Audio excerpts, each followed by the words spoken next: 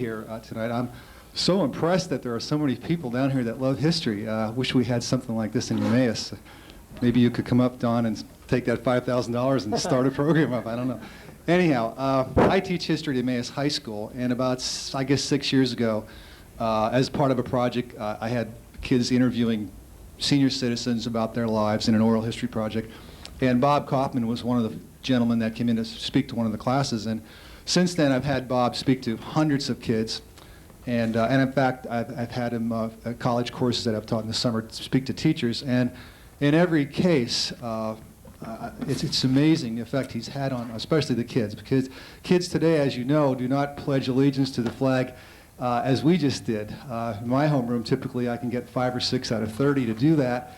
And that concerns me, and I'm sure it concerns you. And so one of my goals as a teacher is to convey to kids what's so important about the freedoms that we have and what price your generation paid to keep those freedoms. And so Bob really exemplifies the heroes in your generation, and kids need heroes today. His story is an amazing story, and he is a very articulate person in telling the story. I've interviewed a lot of World War II vets, and I think, as you probably know, not everyone has the gift of communication, and Bob has that. And most of all, he's a really humble guy. He's not here to tout himself at all. He's just here to tell his experience, and it's a pretty amazing experience. Two things that I told him today, I said, every time I hear you speak, and I've heard dozens of presentations, I always hear something different. I think, gee, I never heard that before. The first time I heard him speak, I sat there and I thought, you know, this guy has surely believes in God, and because it's just, I think when you hear his story, you'll pick up on that too. And this afternoon, when I was listening, something else struck me. On the way down, we were talking about his early life growing up in Emmaus before the war, and he said he wanted to go to college to be an architect, and that never happened. And I thought, you know, it did happen. He's an architect of sorts. I thought today he's a bridge builder, and he's built bridges to my kids. He's built bridges to people in Germany. And I think as you hear his story, if you think of that concept, it'll help you kind of get more of an appreciation for him. So, Bob, it's all yours. I always build them up too high that it can't meet expectations.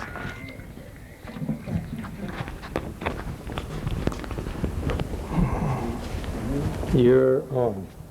Thank you. If you're looking for image, you're at the wrong place, believe me.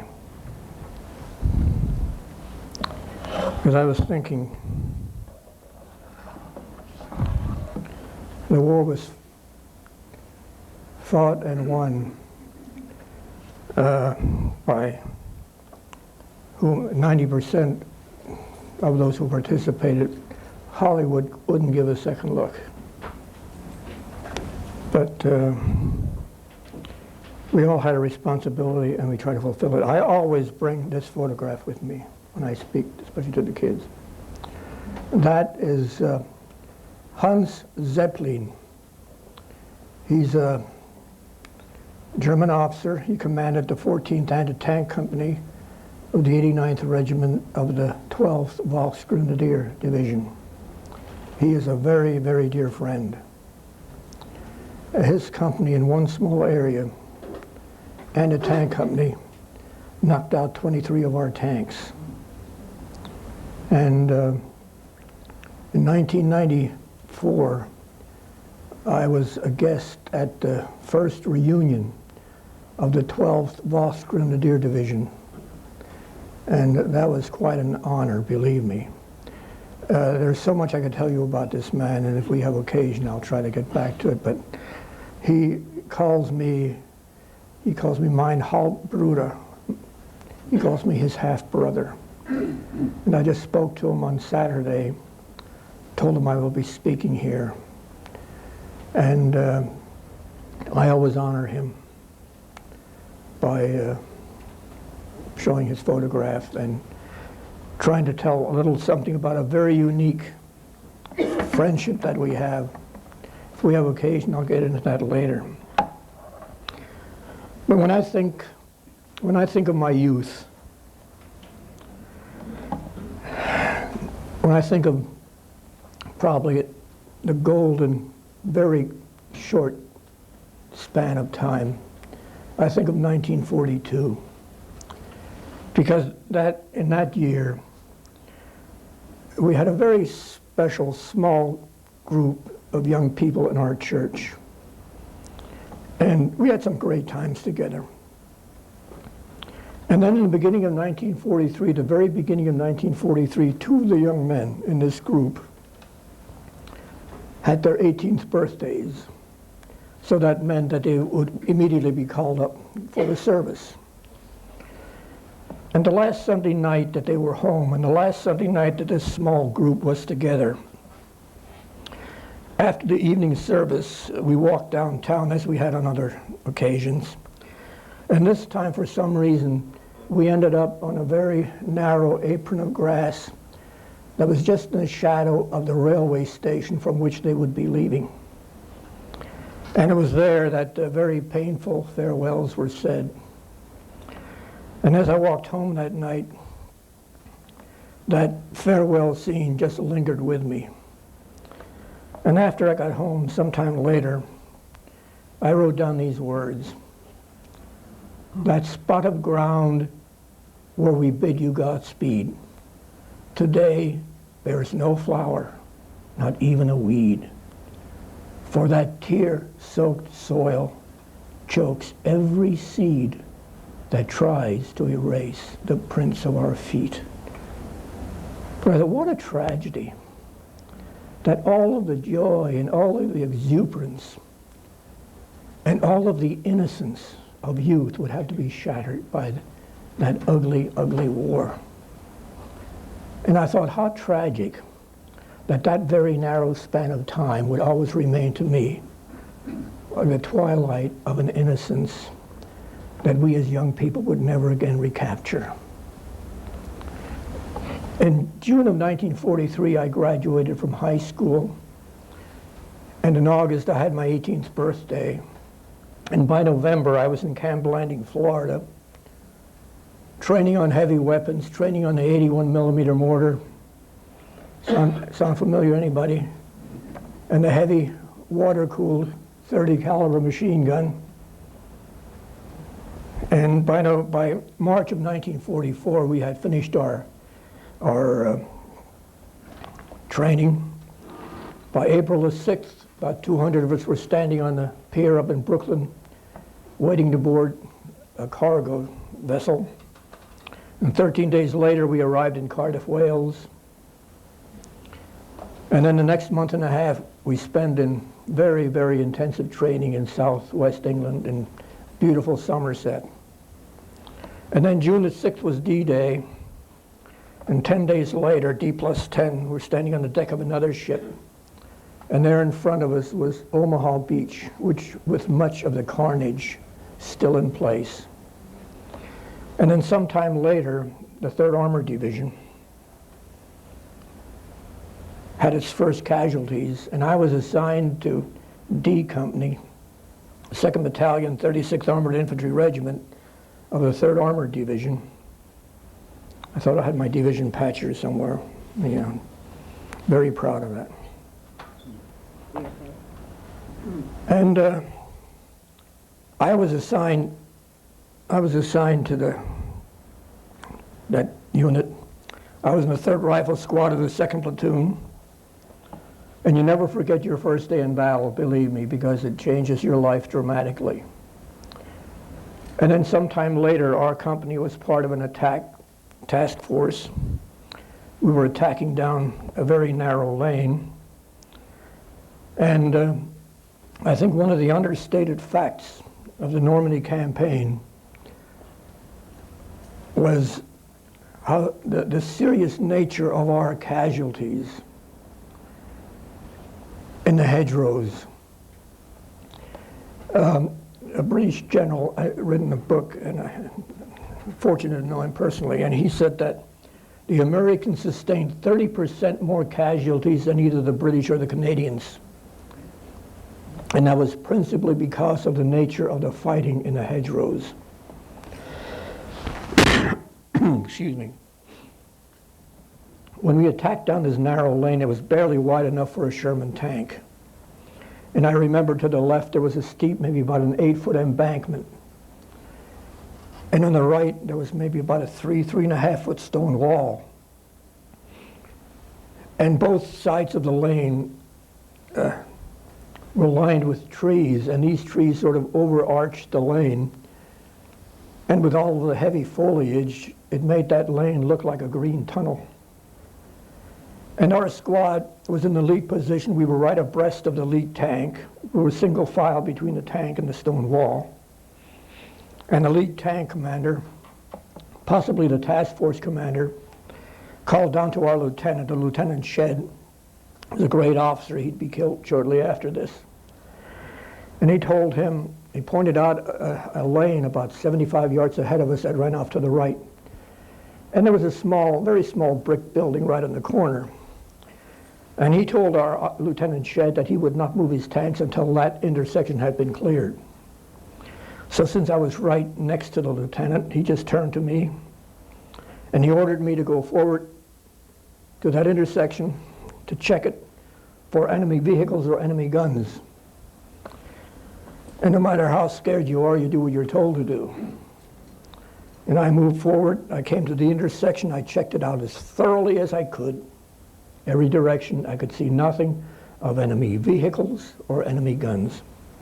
And I returned to the head of the column, and I reported this to the lieutenant. I said I saw nothing of enemy vehicles or enemy guns. And he, of course, transmitted that to the tank commander. And by that time, a German machine gun opened up off to our right across the field. It was spraying the column. So everybody's attention was immediately drawn over that direction.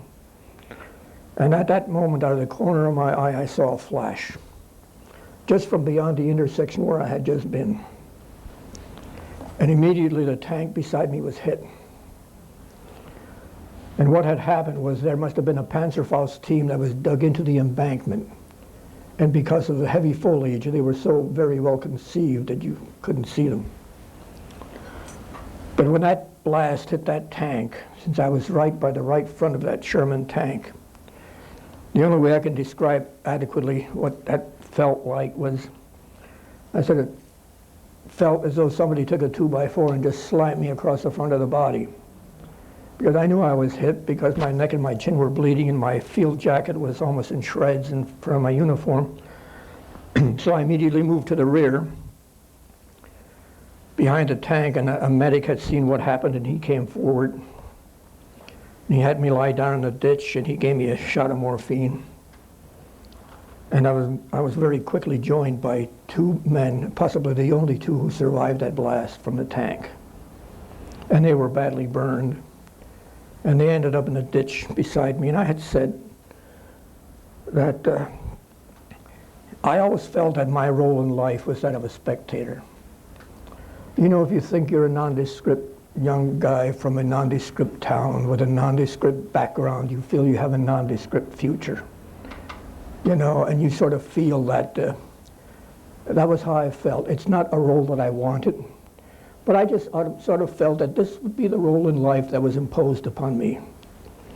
That I would be in the bleachers while other people are in the playing field. But I'll tell you frankly, boy, when I lay in that ditch, that whole theory exploded, literally. And the first thing I thought about was, it happened to me. And later we were evacuated by medical half-track, and we came to a large field hospital, a tent in the middle of a pasture with nothing but grass for the floor. And very quickly I was x-rayed. And then just as quickly I found myself on the operating table. And I guess the anesthesia was sodium pentothal, because I said earlier, I said it was like the happy hour. I mean, I was the happiest wounded guy in the world, I think, you know. It just had a wonderful effect, and I said it felt as though I was on some soft, velvety whirlpool, and it just felt as though I was very, very gently drawn down into a happy unconsciousness. You know? And then sometime later when I came to, the first thing I did was to check to see whether all my parts were present and accounted for. And I noticed there were bandages over much of the front of my body, so I assumed naturally they were from shrapnel. And then around my neck there was tied, which was the practice, a medical packet that was lying on my chest. And I felt something inside that I didn't think should have been there. Excuse me. Excuse me just a moment.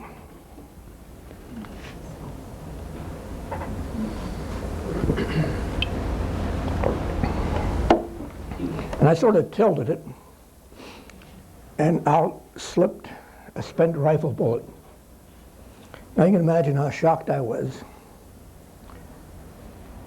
And later, when the doctor came around, he knelt down in the grass beside my litter, asked me some questions. And then I showed him the spent rifle bullet. I said, "Sir," I said, "I think there's been a mistake here." I said, "I wasn't hit by small arms fire." I said I was hit by a Panzerfaust blast. He said, "I don't know about that." He said, "All I know is that's what I took out of your lower abdomen."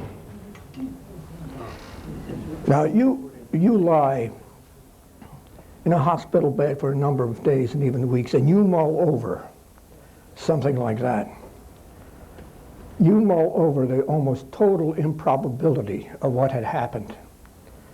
That in one instant, instantaneously and simultaneously, I had been hit by two different weapons.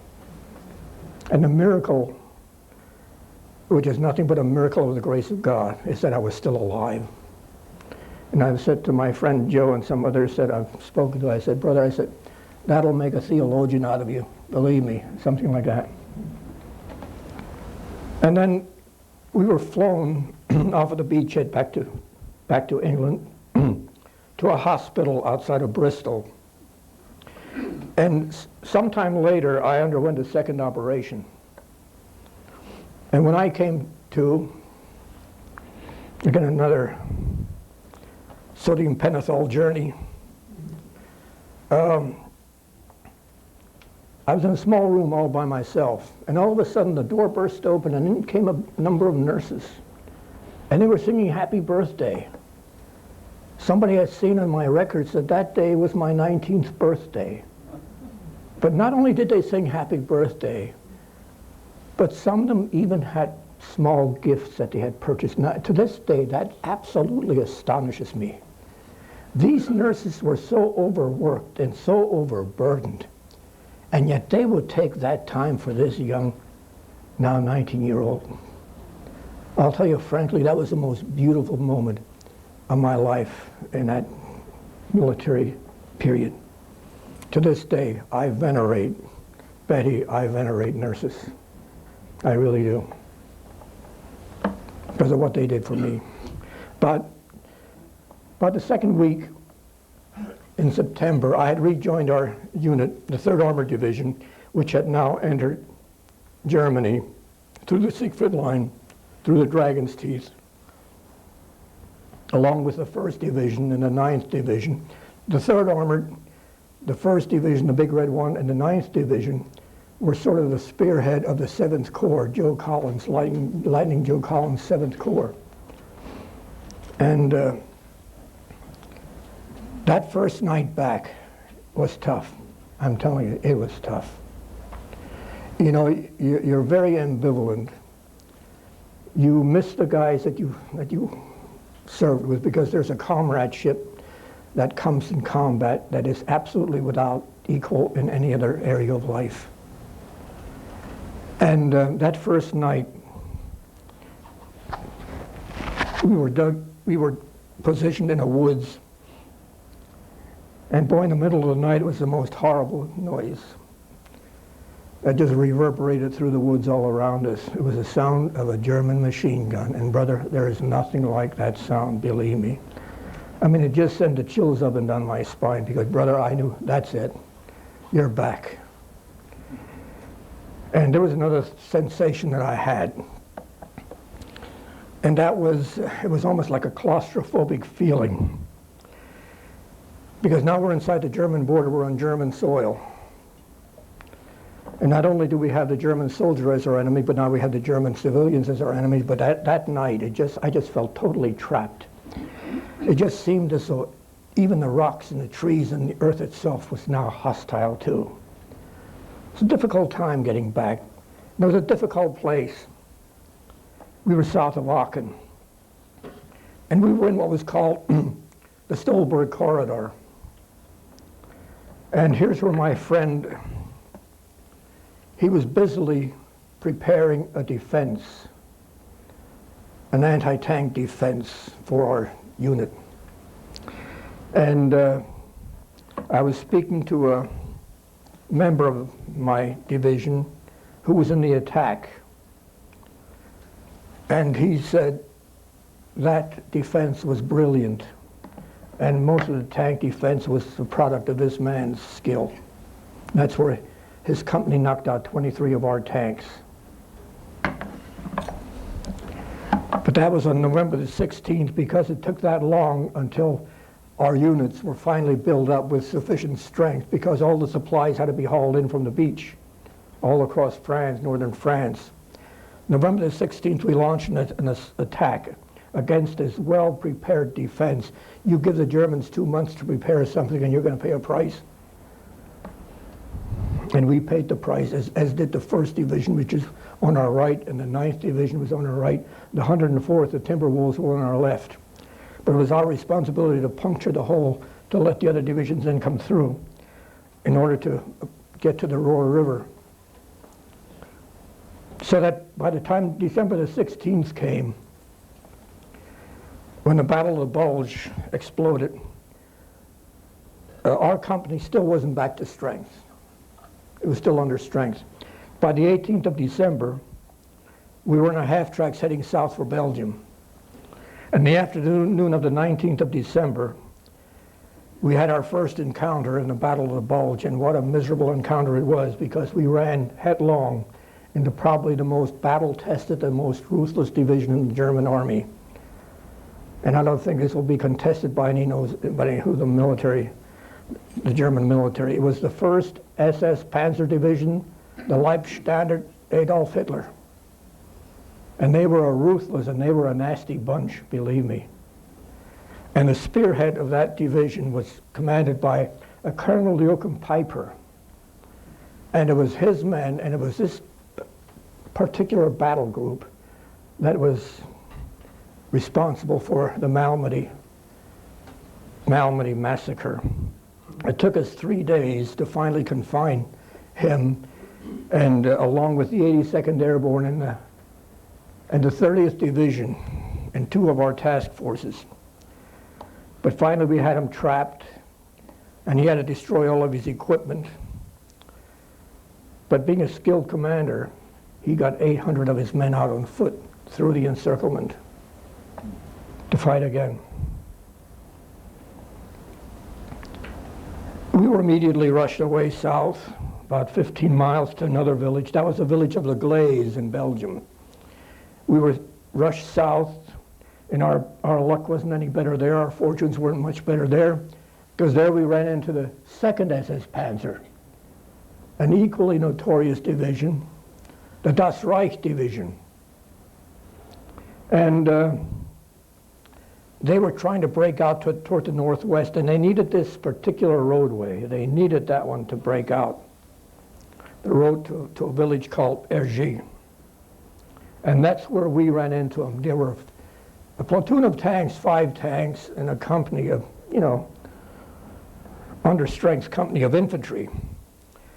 And we thought we were doing pretty well when we went in. We lost 1 tank on the way into the village, but then we thought we were doing pretty well until they started a counterattack. But meanwhile, they brought up another company from a brand new outfit, the 75th Division, and they dug in behind us for support. Well, when the counterattack started,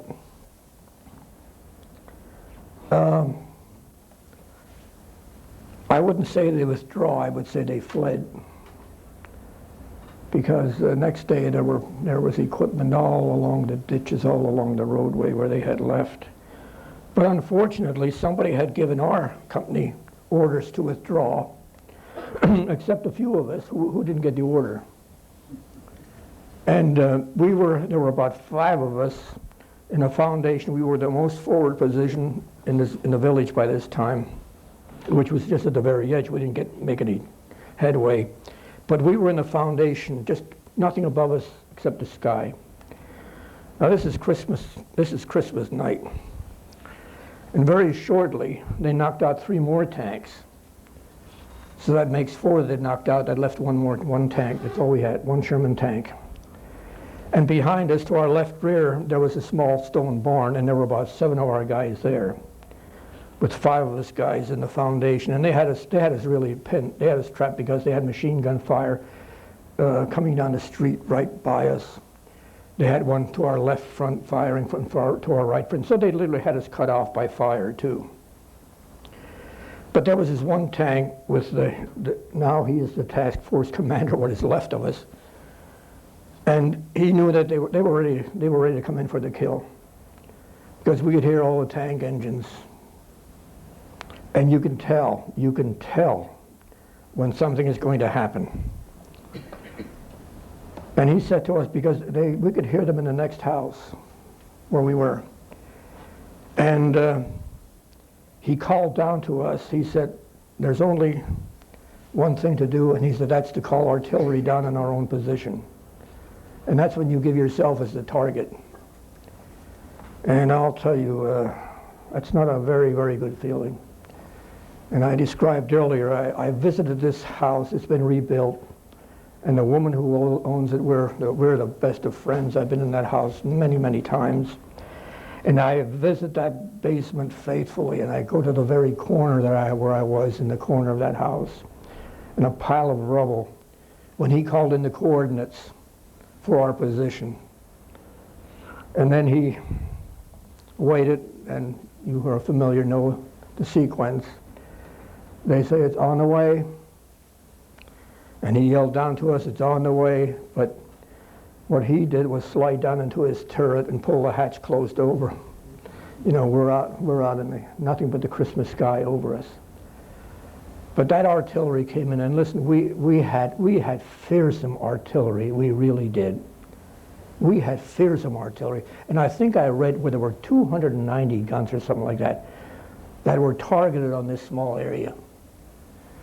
And when that artillery came thundering in, I'll tell you, I think I was halfway into my steel helmet. You go, "Oh, brother," and you just shudder. But I'll tell you this, and I don't make any pretense about it, but by the grace of God, not one shell fell inside of that foundation. And what's more remarkable is that stopped the attack.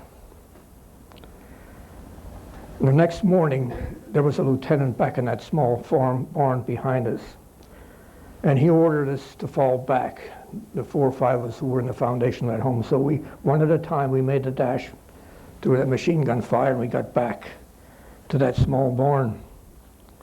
And I don't know when I had eaten last, but anyway, I had a small can of cheese in my pocket, and I started to eat that because all the openings were covered. It was just a small barn. There were guys up in the hayloft, and every window was covered, so we had no place. There were 2 guys in a machine gun behind the barn. And I started to eat this can of cheese.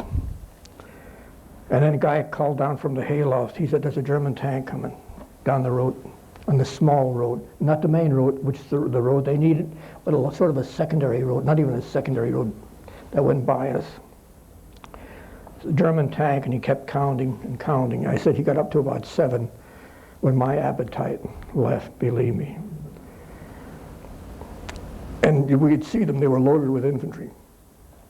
They were mostly Panthers, Mark 5s. And 2 guys in a machine gun back behind the barn. Can't believe it. If there's anything that proves the statement that discretion is the better part of valor, those guys opened fire. Can you imagine? Finally, in total, there were 13 tanks, mostly Panthers, that were going right past us, loaded with infantry. And then they came to a sunken road situation where somebody with a bazooka knocked out the lead tank and stalled the column. But the amazing thing is, there was nothing to stop them from the main road. There were about 12 guys in a Sherman tank. They had 13 Panthers and a battalion of infantry, and they drove around us. I mean, you talk about a miracle, and I don't use that word lightly, but you talk about a miracle, brother. There it was. So we survived that. I used to think that was the worst night of my life. Unfortunately, it wasn't. And by the end of December and by the beginning of January, that's when the snow really began to fall. Some people perpetuate the myth that there was knee-deep snow from the first day of the Battle of the Bulge. That wasn't so. It wasn't so. About at the end of December, the beginning of January, that's when the heavy snows began to fall, and that's when the temperature began to plummet. And on January the 3rd, the First Army launched a counteroffensive to try to cut the salient, the German salient. And the fighting was tough. It was fierce and brutal. And now, we had faced the 1st SS Panzer Division, we had faced the 2nd SS Panzer Division, and now we're up against my friend Hans again. We're up against the 12th Volksgrenadier Division. But they're backed up by the 9th SS Panzer Division. The Hohenstaufen. Remember Market Garden, remember a bridge too far? It's the 9th SS Panzer that stopped the British at Arnhem. And now we must meet them. And we paid a heck of a price, believe me. In looking into this matter, I found out we entered the Battle of the Bulge on December the 19th with about a strength of about 170 men in our company. And by 3 days after I was wounded, I have the regimental records. And according to those regimental records, there were 14 men left in that period of time, 14 out of 170. But the fighting was fierce, believe me, and the weather was horrible. And we'll just move ahead to the 14th of January. By that time, our company was so depleted. And the night of the 14th, or the late afternoon of the 14th, we attacked this wooded ridge, and we took it, and we came over the forward slope of the wooded ridge, and we came to a logging lane that ran through the woods. And we were ordered to dig in. And a good friend of mine, George Sampson, who lives no more than 5 miles from me, one of the greatest soldiers I ever served with, one of the finest men I ever served with, and the irony of it is he had just joined us in November. That's how recent, but a great soldier.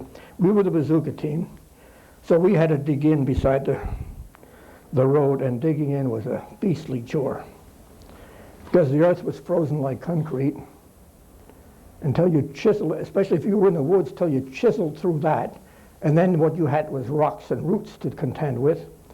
And we finally chiseled something out that was just looked more like a bird bath than a foxhole. And armored infantry didn't carry backpacks. Can't believe it. We didn't carry back. If you ever see infantry on television and they don't have backpacks, that's us guys. That's us guys, real brave, right?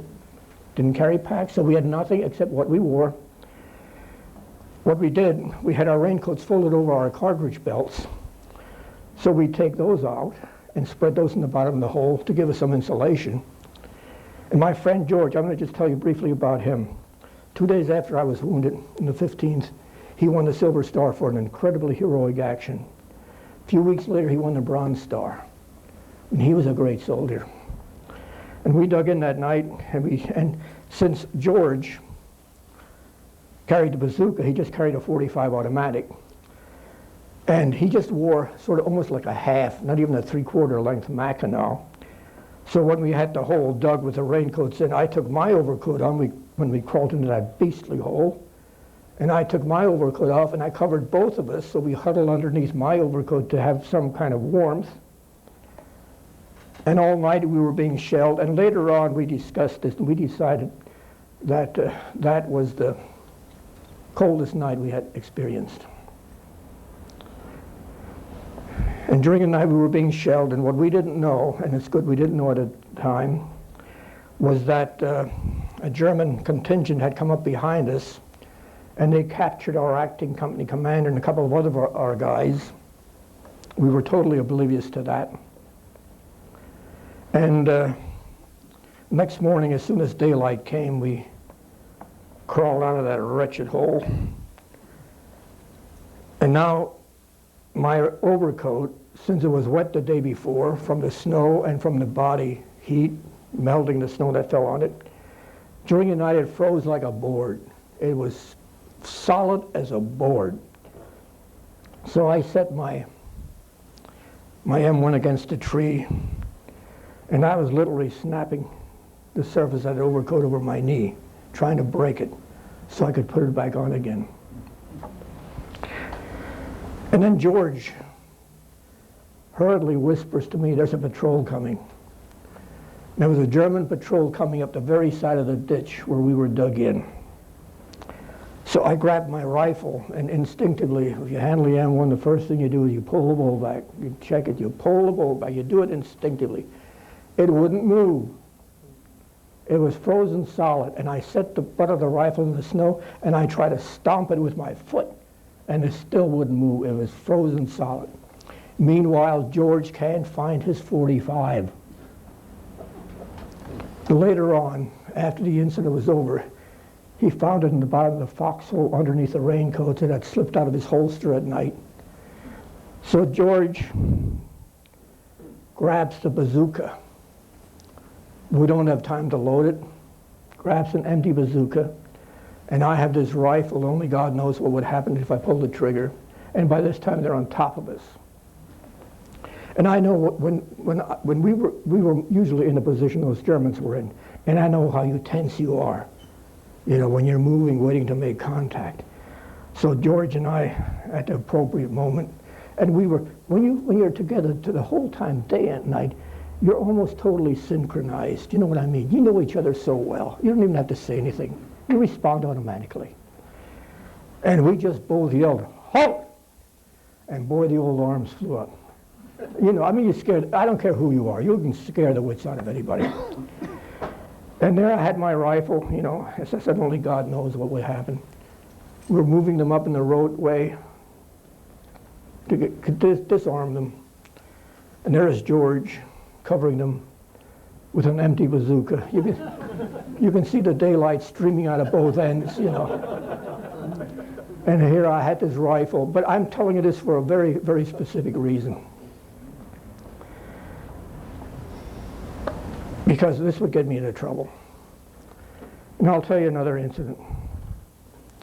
We were taking this village, Hebronvale, and this good friend of mine, I'll relate to him about him later. He and I were moving house by house through this village, which is deadly work, because we hadn't made real contact yet. But in a previous house, running through the first floor, I ran smack into a German soldier right in the doorway. And fortunately, he threw up his hands. And took him prisoner.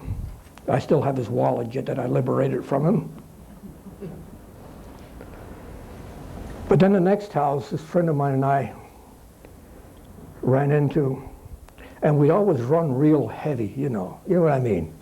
You run real, it made you feel good. And you do a lot of yelling, you know, rouse, rouse, rouse, rouse, you know.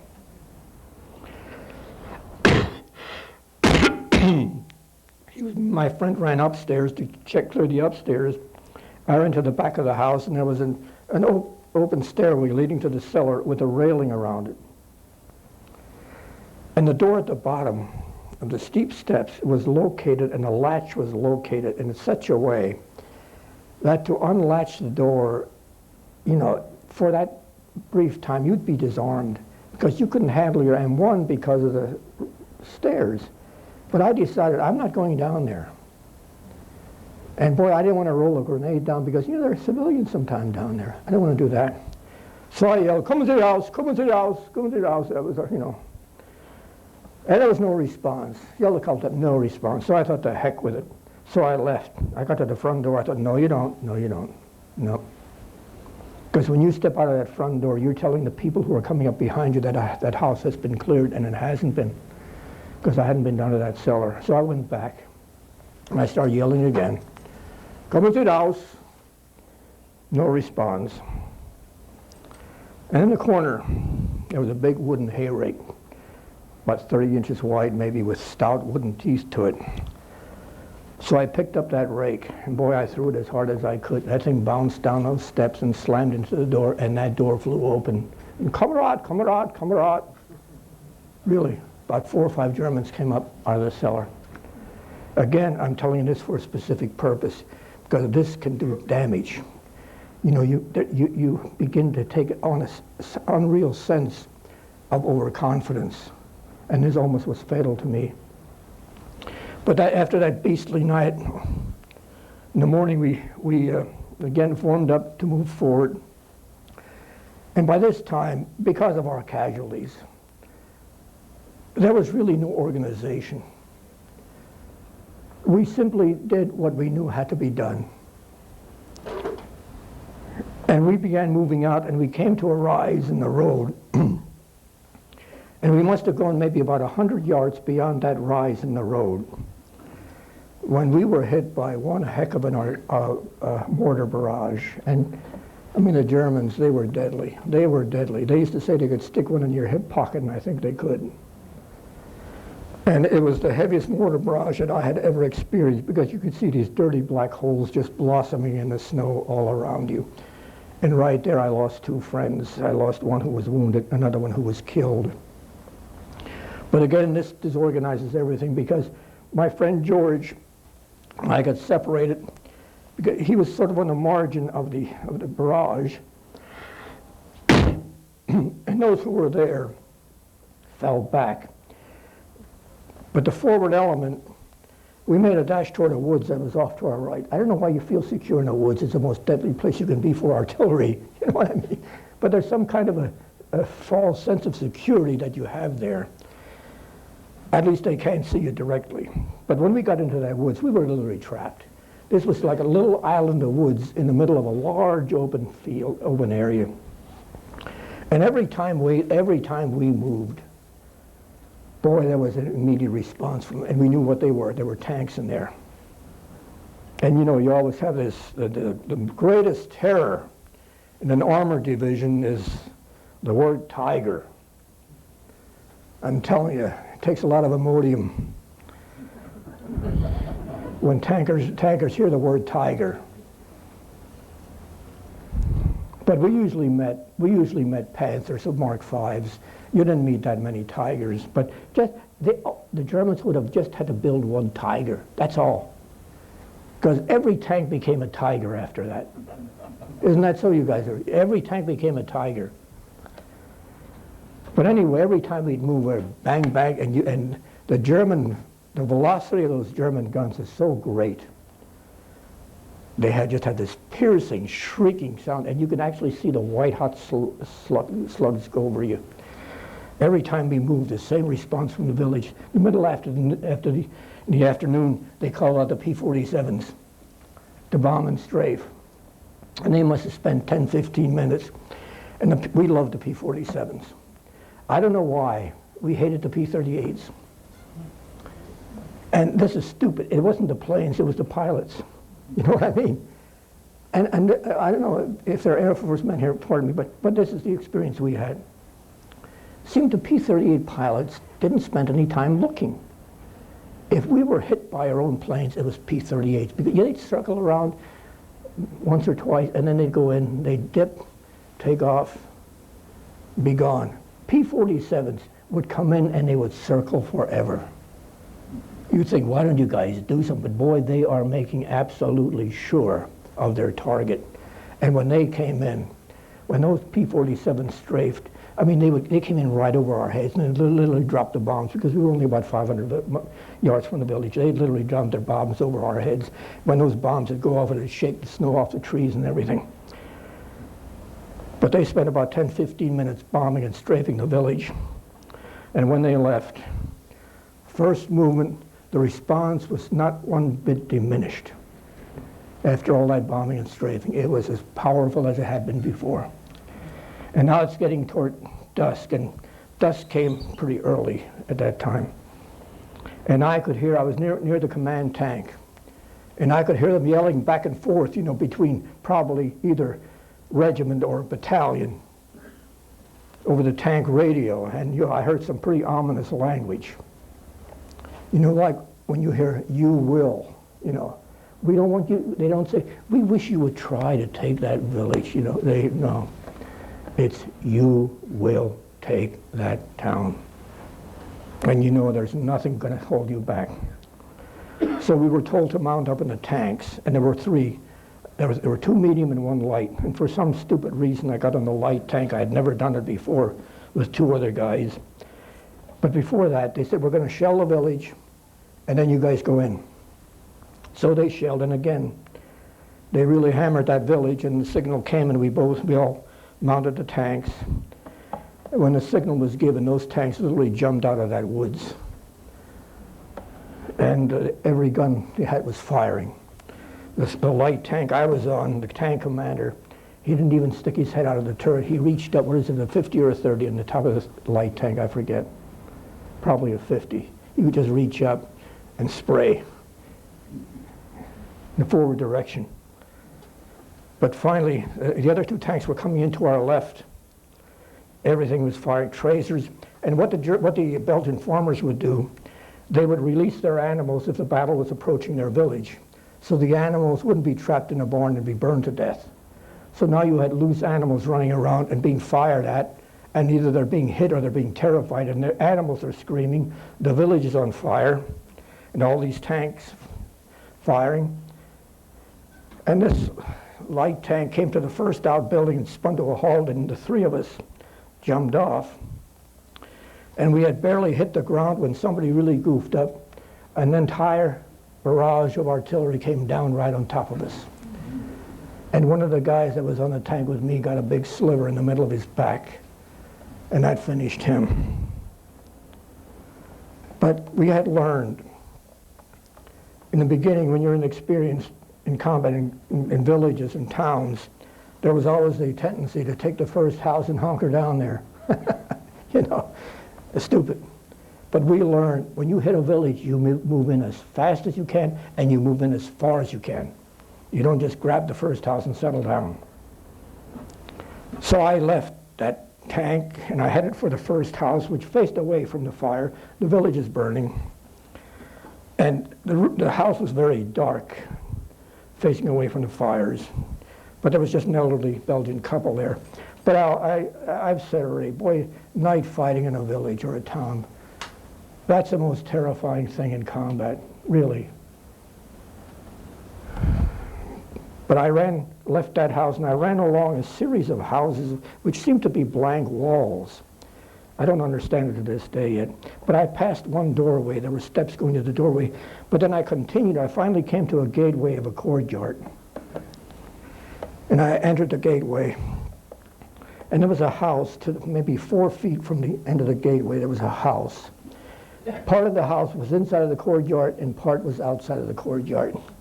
But there might have been 4 feet of wall and then the house.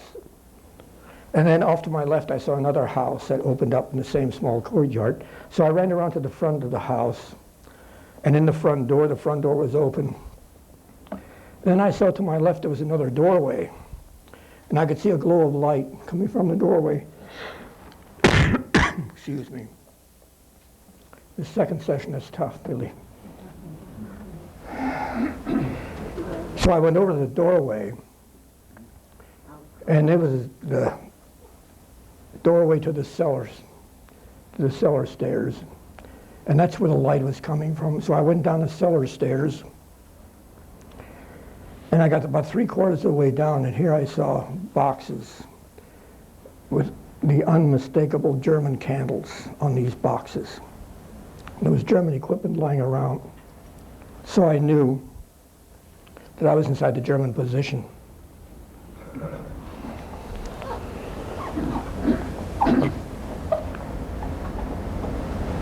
Please excuse me. So I went up the steps again, and I can't even begin to ascertain my state of mind, and I really can't. I really can't. But anyway, I came to the front door to leave, and I could see another gateway across the courtyard. And with all the artillery, with all the bombing, the surface was littered with broken glass. And one guy running sounded like about 5. So I ran across the courtyard, and by this time, it's still a nightmare. The sound of tank engines is all around. You can still hear the animals scream. The village is burning. All kinds of tank fire. And I ran across that courtyard to the other gateway, and I came to that gateway, and it led up to a street. And there was another house across the street, and for some reason, but it was simply still this impulse. You move as fast as you can, as far as you can. And I intended to run across the street to that other house. And I don't know how many steps I took when a machine gun opened up, just a few yards to my right, from behind the wall. And those bullets just splattered off the house. Well, I turned around and came back to the courtyard, to the gateway, and here's where, as I said before, to me what happens from now on is totally, totally providential. And I say that without apology. Because when I re-entered that courtyard, at the same time, another man came in the other gateway that I had entered earlier. And I was absolutely positive he was an American. But to this day, I still can't understand how he determined that I was American. Since I'm coming from the German position, the only thing that I can conclude is that providentially, when the wind would blow, the fires would flare. When the wind would die down, the fires would die down. The only thing that I conclude is that there was a fraction of a moment when there was sufficient light that he recognized me as an American. Otherwise, he would have fired. But when I re-entered the courtyard, instead of going back to the first house where I had been, I ran diagonally across the courtyard to the other house to decide what I was going to do. But meanwhile, the first American, when he came in, he stepped into the corner of the wall in the house, and there was just a dark shadow there. And I barely got to the front of the other house when 2 figures came to the gateway where I had just been. And I knew they were German, no doubt, no question about it. But here's where the old prisoner-taking syndrome just about does me in. As soon as I saw them, yelled, "Come to him at Honda Hoch. Come here with your hands high." I yelled. There was no response. They stood there. So I yelled again, "Come to him at Honda Hoch." And again they hesitated. And finally they started moving toward me. And I could see they had raised their hands. Of course, as they approached me, I approached them. And unfortunately, the other American didn't move. Instead of coming out and joining me, he stayed in the corner, unseen. And as they approached me, again, this whole prisoner-taking syndrome would almost be fatal. As they approached me, I was pretty sure the first guy was an officer. And what we would do, we'd immediately disarm them, get rid of their equipment, and of course we'd get rid of their steel helmets because they could smash your face in with a steel helmet with the sharp edges. So as I approached the first one, I dropped my M1 into my left hand in order to free my right hand to do what I had to do. And when I did that, everything broke loose. Because then I saw he was armed. You don't walk around combat unarmed. So I immediately grabbed for his armed hand frantically, and there was a couple of shots fired. My hand went numb. Then he grabbed me with his other arm, and I grabbed him with my other arm, and it was just a horrible, horrible, frantic struggle. And I think it was a clumsy, I think we were both shocked and surprised. I think he was as shocked at what he did as I was as shocked at what he did to me. But we were literally cheek to cheek, and I finally yelled, I said, "For Pete's sake, give me a hand!" And then the other American, he came sort of bursting out of the shadows. And he came over, and at point blank range, he fired 4 shots right into him. And as I said, this German, we are literally cheek to cheek. And during the struggle, I could hear the other German behind him actually whimper. He was whimpering. And when the shots were fired, this man gave out an unearthly scream. It's a scream that you'd never forget. But I hung on as desperately as I could until I was sure. And finally, I just let him go. And then the other guy, in the meantime, this other German had just disappeared in the darkness. But the other American, I immediately headed for the gateway, and we just got outside of the gateway, and there 25 yards ahead of us is an American tank. And they're going nuts because they know we're German, and they're ready to shoot.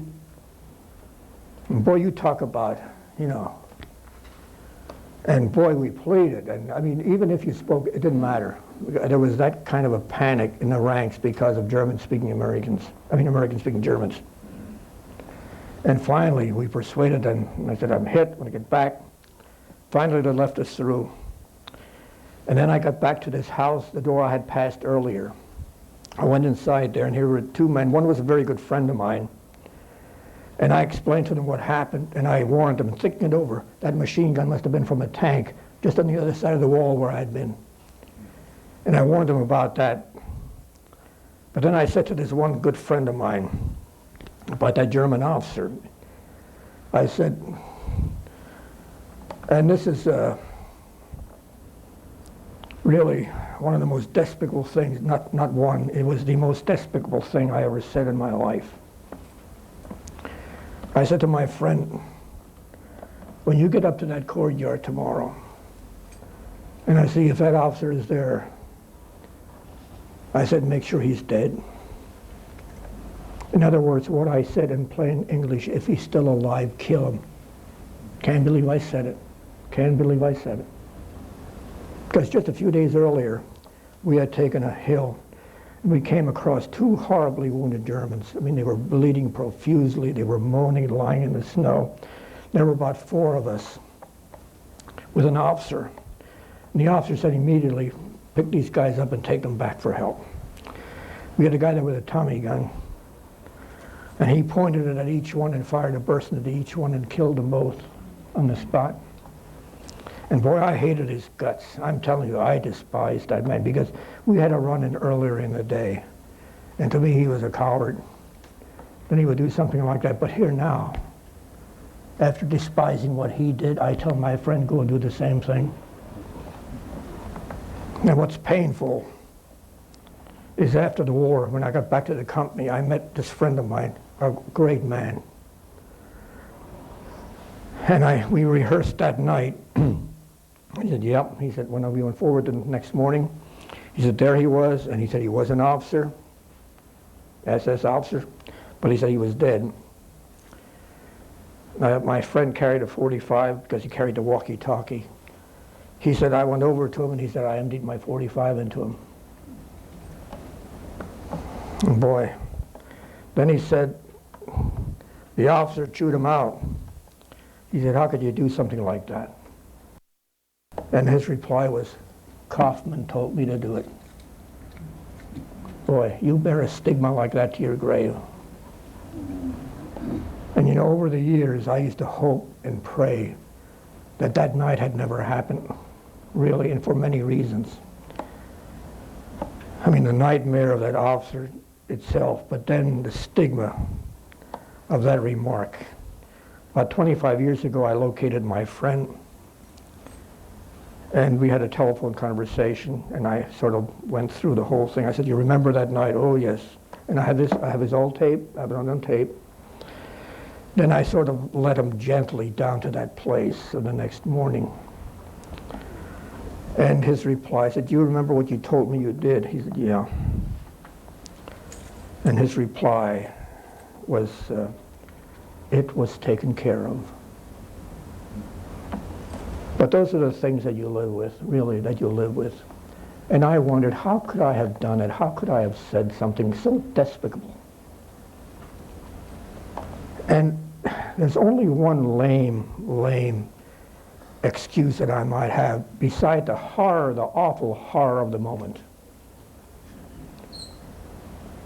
But my friend George and I, since we live so close to each other, we've often discussed the matter of taking prisoners, and we can honestly and truthfully say that we would risk our lives to take prisoners, and that's a fact. We never would shoot indiscriminately. We would risk our lives.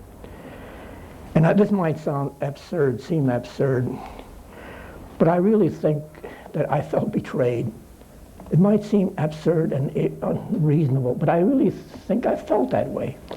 Because I told you, and it's a fact, when I yelled the first time and they hesitated, I had an M1 with 8 rounds, and at that distance you can't miss. When they hesitated the first time, I think I would have been justified in shooting, but I didn't.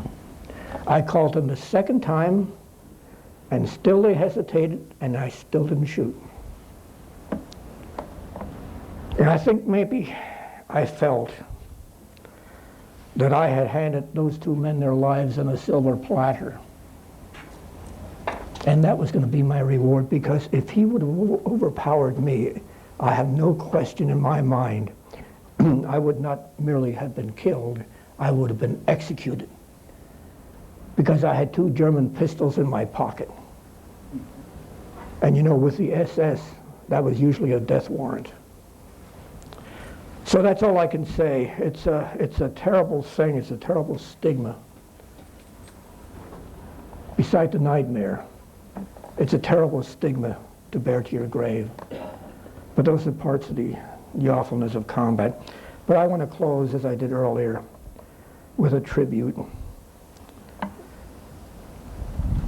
13 days ago, there was another anniversary of D-Day. And in 1999, my sister Dolly and my brother-in-law Gerald asked me if I would take them to Europe to visit the places where I had been. And they wanted to do this for their 50th wedding anniversary. And since I had made 8 previous visits, this wasn't that much of a problem, so I said, sure. And in the course of planning, I have a very, very good friend, a young friend, an avid historian. His name is Greg Heilman, and he has an Aunt Betty Thompson, and I'm honored to have her here this evening. Betty had lost her young husband on Omaha Beach on D-Day. And it was decided, it was agreed that when we visited Normandy, we would visit the grave of Donald Weisel, the young husband. So we flew to Brussels, and then we traveled down to the Ardennes and spent some time there. It's wonderful Belgian friends, but I usually, when I visit Belgium, almost invariably, I go to the Henry Chapelle Cemetery in Belgium. Because of all the cemeteries where men from our unit are buried, there are more buried there than any place else. And then from there we drove to Germany, where I have wonderful, beloved German friends, and from there we drove to Normandy, to Bayeux.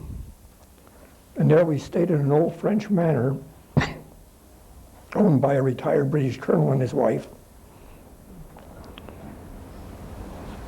Excuse me.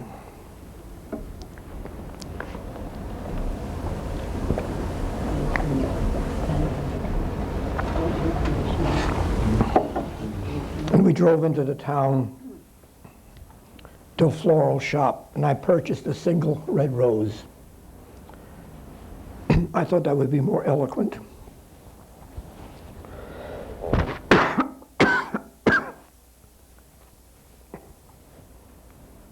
And then we drove to the cemetery. And we were very fortunate. We had a very vivacious and a very articulate and a very knowledgeable young French lady as our guide. And since the cemetery is that large, she drove us to the grave site of Donald Weisel. And she had with her two flags, an American flag and a French flag, and she had a Polaroid camera. And we got to the grave site, and as we stood and knelt by the grave site, she planted the flags, and I placed that solitary red rose on the grave, and she photographed it, which is their custom for next of kin. We took some photographs too, but then she told us some things I had known, some things I had not known about that cemetery. There were 9,000 Americans, over 9,000 Americans buried in that one cemetery. But what really staggered me, I had not known this, there are 38 sets of brothers buried in that one cemetery. 38 sets of brothers. There are 33 sets of brothers buried side by side. And the reason that really cut me to the quick was because my own dear wife lost two brothers. She lost one in North Africa in the same regiment as Betty's husband. She lost another brother in the destroyer off of Okinawa. He was in the number one gun turret. The destroyer Dickerson, a kamikaze, came over and just plunged right over the bridge, right into that turret. And they never found anything of him, nothing to bury. So that was a very, very painful bit of information because I know what my wife has endured. I have an idea what Betty has endured. And then as we walked away, I struggled with so many emotions. I visited a number of cemeteries over there. I always go through basically the same thing. And I was thinking how fortunate I have been. That Normandy Cemetery, that should be my current address. But by the grace of God, it isn't. But then I thought about over 55 years of additional life that I have been given. And I thought of how God has blessed me with a lovely wife. And that is no exaggeration, right, Betty? A lovely wife, 3 handsome children, 8 wonderful grandchildren. And then I multiplied 9,000 crosses by 50 years. What a staggering sum. 450,000 unlived years. Can you imagine that? 450,000 unlived years with all of the potential of each life and of each year. What a staggering thought. And then there was something that puzzled me. Of all the cemeteries that I visited, I wondered, why is it that this Normandy cemetery evokes such a powerful emotional response? And then I was thinking about this, and something occurred to me. You know, the Henry Chappelle Cemetery lies in a setting of almost perfect peace and tranquility. I said, it seems that even the birds whisper when they fly overhead, but not Normandy. And the difference in Normandy is the waves. It's the sound of those waves, the unrelenting sound of those waves. And when I thought of that young man whose grave we had visited, and I thought of my own life, and I thought of all of the many, many blessings that have accrued to me in these over 55 years. It was then, it seemed as if those waves had a very, very stern and a severe and a profound message to me. It seems a very, very stern reminder and a very severe warning to me personally. Don't you ever, ever forget. Don't you ever, ever forget what those young men did and what they sacrificed. And then it seemed as though each wave still carried with it all of the horror and all of the terror of the last few moments of that young man's life. And it seemed as though each wave had the sound of a bell tolling out another and another and another of his unlived years. And each succeeding wave was a painful reminder that that young man buried up there on that bluff overlooking Omaha Beach, unlike me, he will never, ever experience the fathomless pride of fathering a precious son or a daughter. And each succeeding wave is a reaffirming reminder that that young man buried up there beneath that gleaming white marble cross, unlike me, he will never experience the blessings of old age. And unlike me, he will never, ever know the profound joy of just holding and hugging and kissing a beloved grandson or granddaughter. And then I saw a wave.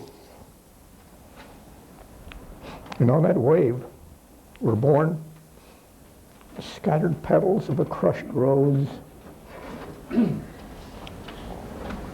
painful remembrance of the anguish of that wounded and broken heart of that young loving wife that would never mend. And as those waves come sweeping in toward the shore, they each gently and reverently kiss the sands of that beach, because those waves are in reality the tears of a nation that's weeping for its young.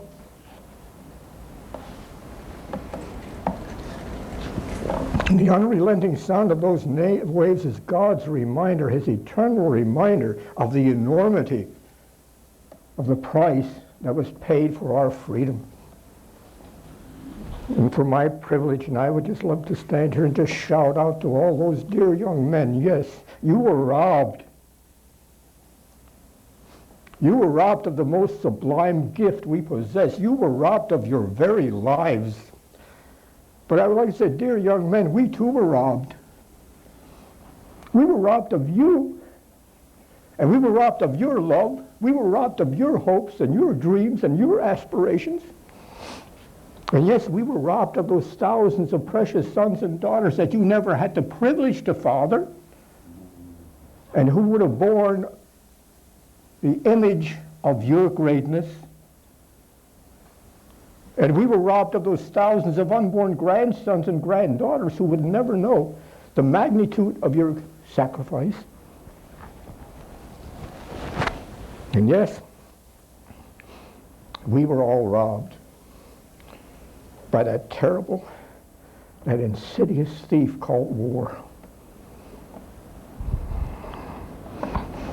And my tribute,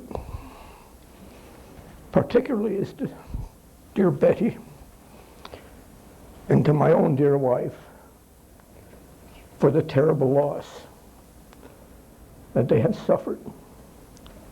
And my only consolation is to quote the words to an anthem for which those young men died. America, America, God shed his grace on thee and crown thy good with brotherhood from sea to shining sea. Thank you.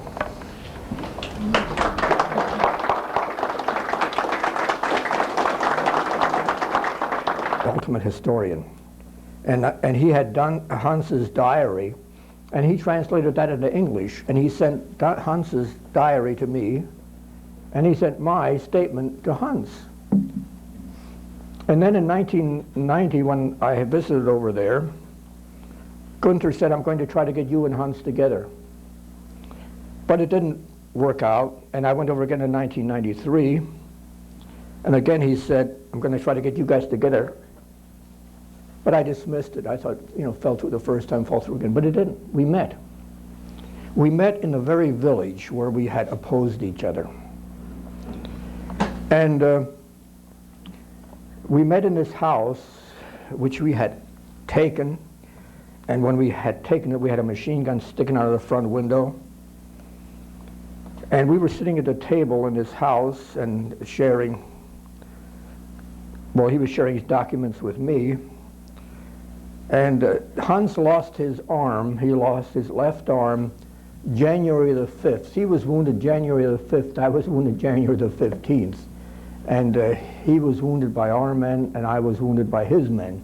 So it was fair. So we were sitting at a table together, and then just catty corner across the edge of the table, and then he just lays his hand on my arm. He said, Robert, I like you. I mean, very, very dramatic, Robert, I like you.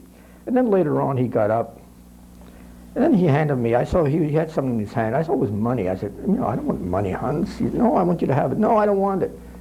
Protested back and forth. Finally he just shoved it in my pocket. And then later I walked out of the room and I pulled it out. Here was 500 marks. And the next day we took a trip around the perimeter of his defense that he had established, and there were still outlines of foxholes there from his men yet. And then in the evening he took me to a very, very nice restaurant, he and his wife, and after we ate I saw he had his wallet out again. I thought maybe he wanted his money back. But then he hands me 200 more marks, and I protested again. He said, no, he said, I just sold a house, and he said, I made a lot of money on it, and I want you to have this. So then, and I visited another home in that town, and evidently this man that lived there had met a girl from that village while they were fighting there, and he came back after the war. He married her. But he told me that when he was there, his wife's family had the barn, the first barn at the edge of the village. And he said, I came up there to release the animals so they wouldn't be burned.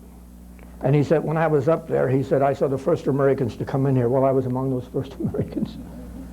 Because there were about maybe 4 of us guys had made a dash from the lead tank to the first building, and he must have seen us.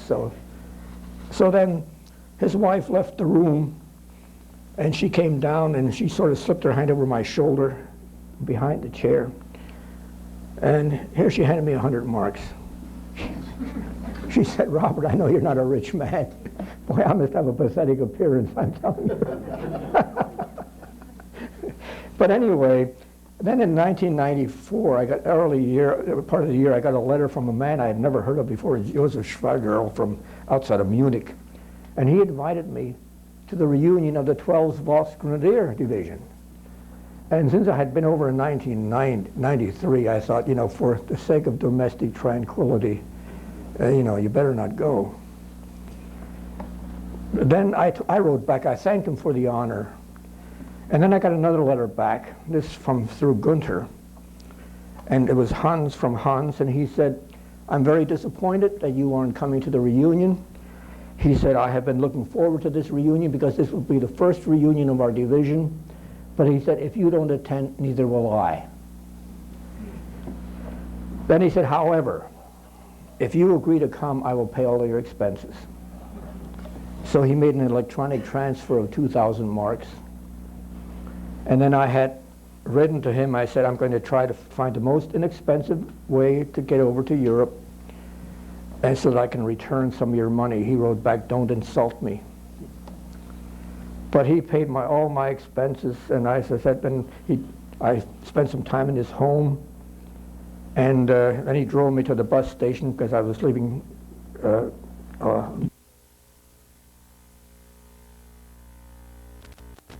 airport in Luxembourg. And at the restaurant, pulls out 100 marks. He said, here, Robert, you'll need some spending money on the way home. So then he started sending me CDs of German music, a lot of the good classic stuff, you know, wonderful classic stuff. Then he sent me some of the more contemporary German music. Then he wrote to me, he said, I hope that you have a CD player. I said, no, I don't. I said, but I have a good friend who transfers it to tape. And so he said, no, he said, I want you to have a CD player. So he sends me 1,000 marks to pay for my... I mean, this is just overwhelming. And I protested. I have a friend, she's Austrian-born, fine lady. And I used to pick her up. She worked in our neighborhood. I used to pick her up and bring her to our house. And then we would call Hans, you know, both of us, 2 telephones. We had wonderful times. And I protested the money, all the money. She told Hans this. And Hans said to Frida, he said, tell Robert, that is my business. That was his response. But this lady, to show what kind of a man he is, this lady's husband was self-employed and he developed cancer. He couldn't work anymore. I know he sent her 1,000 marks to help her. And I know he sent her some subsequent money too. But also, I got a letter from a man in South Dakota whose brother was killed in this very village where we had been. And he wrote to me and said, can you find out what happened to my brother? His name was William Hauschild, the man who was killed in the 33rd F Company, the 33rd Regiment.